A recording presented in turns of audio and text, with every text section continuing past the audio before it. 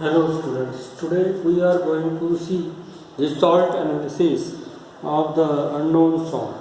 So this you can see that it is a unknown salt and it is white in nature and crystalline in nature, and we will check the solubility also by adding the water in it, and we'll see whether it is soluble or insoluble in the water. So we'll take the small amount of the salt in it in the test tube and we'll put the water in it. So after adding the water, you can see that it gets dissolved. Okay. So it is soluble salt. Now after the solubility test, we will see whether the heating in a dry test tube, what will be the test for the heating in a dry test tube. So for that purpose I will take a very clean dry test tube and I will hold it with the help of the test tube holder first, and then we will put the small amount of the salt inside the test tube, and by heating it on the burner, we will see what will happen after heating. So it should be dry. Now see that the crackling sound is coming outside. This crackling sound, okay, and you can see also that there is a,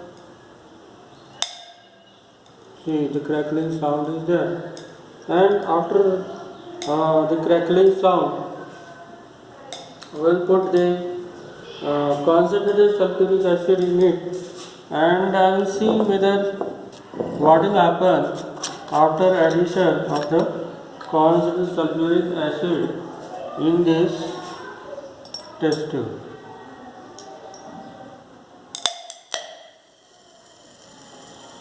You can see that there is a gas is coming outside.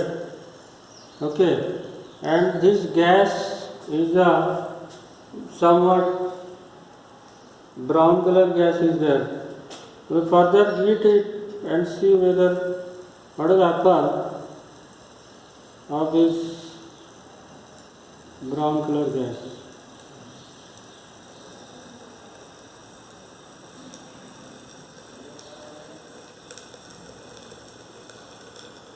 Okay. Inside the test tube, at the mouth of the test tube, you can see there is a brown colored gas is coming outside from the test tube, and this brown color gas indicates that it may be NO2 gas. Brown color gas is a NO2 gas, nitrogen dioxide gas. So this test we have performed salt plus concentrated sulfuric acid, brown gas, that means nitrate is present. Now along with it I can add the copper chips in it, and we will see whether the after addition of the copper chips the brown color of the gas is going to increase or not.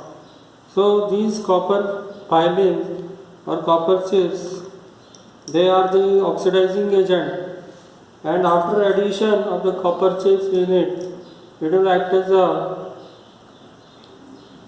so you see here that after adding the copper chips, the brown gas is coming out from the test tube, and it is copper is going to act as a oxidizing agent, which see here the brown gas is very fastly coming out from the test tube, and that is the NO2 gas. Okay, NO2 gas is coming outside. So we have carried out the three tests in it. One, that is reaction with the concentrated sulfuric acid.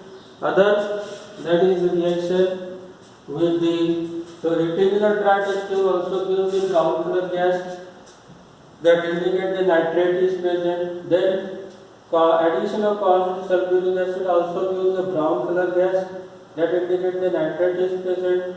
Then copper test, in this copper test we get the further brown gas, that means nitrate ion is confirmed. So the given salt is containing nitrate ion, but the very important test for the nitrate ion is brown ring junction test, and that we are going to do now. For that purpose, what I have to take is we have to take a very small amount of the salt, very small amount of the salt inside the test tube. So I have taken very few crystals of the salt in the test tube, and we will add the water in it. So after addition of water, see this solution. We have made this solution. Now after putting the solution, we will add the FeSO4 in it. FeSO4 means the ferrous sulfate. Okay, ferrous sulfate, we will add the ferrous sulfate in it. So I am adding ferrous sulfate.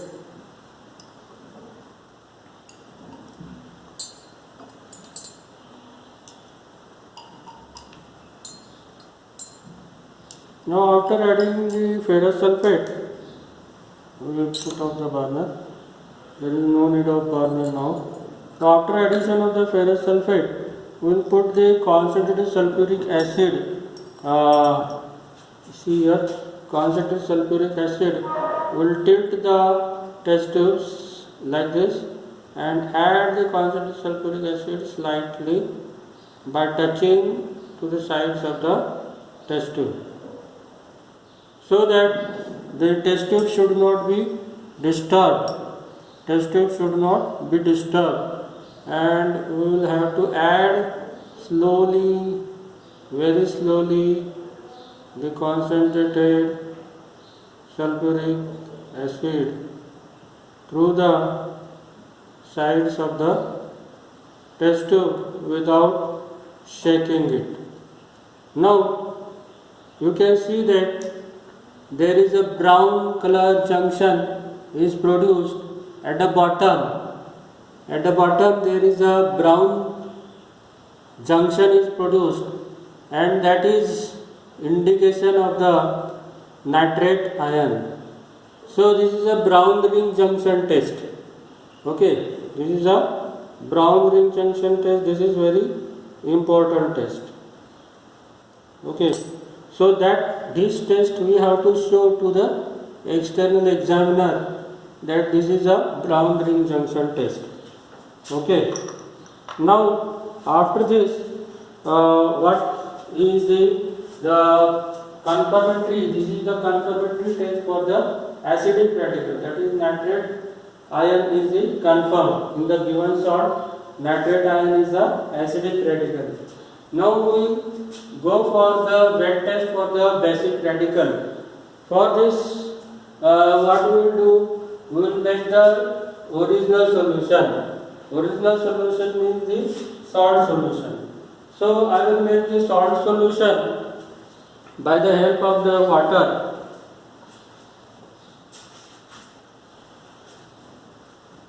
So for this purpose, there I will take the distilled water, because the distilled water is required for making the solution. So I will put the water in it so that the salt get dissolved. So here in the whole salt I have added the salt, and what I will do, I will make the solution by stirring it. So the salt solution, I will make a salt solution. Okay, and after making the salt solution, I will use this salt solution for the detection of the group detection, that is separation of the group.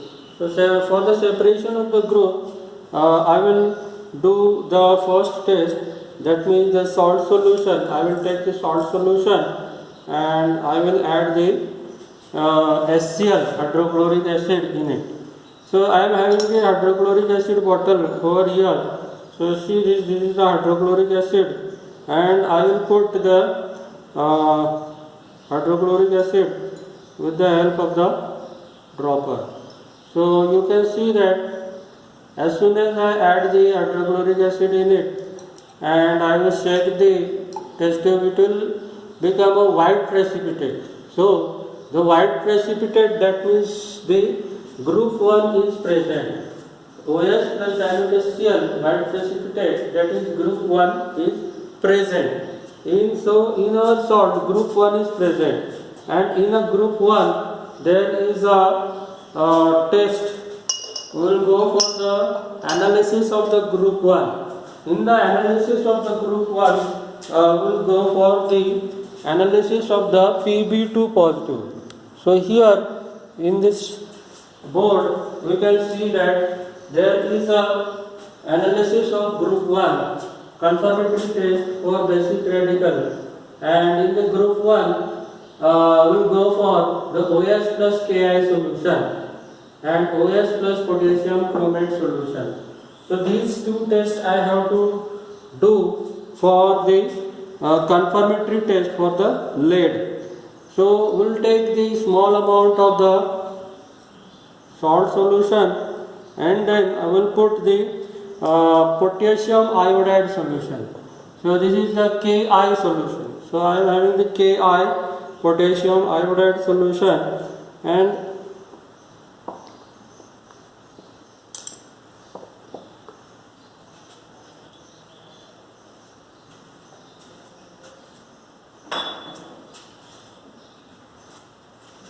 so this one is the potassium iodide solution. This is also a potassium iodide solution, and I will take the potassium iodide solution in the test tube.